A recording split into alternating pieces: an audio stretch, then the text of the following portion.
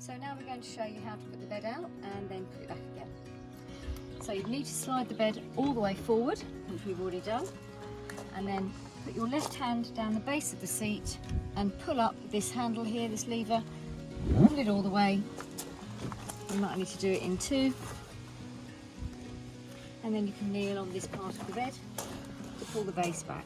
So you pull this lever up and then pull it back over, and then to release this down, pull the lever down here, push the lever down, sorry, and then pull it down. This is quite handy, so if you want to sit up in bed you can leave it at that angle, or you can lay it completely flat, and there you have your bed. So we're going to put it back up again now. So you push the lever down,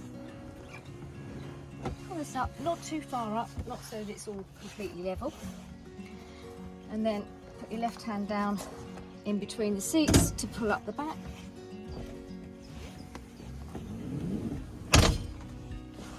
And then to put the base back down, pull the lever up.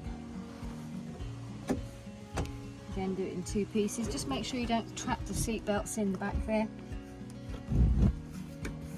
Make sure they're out completely so they can be used.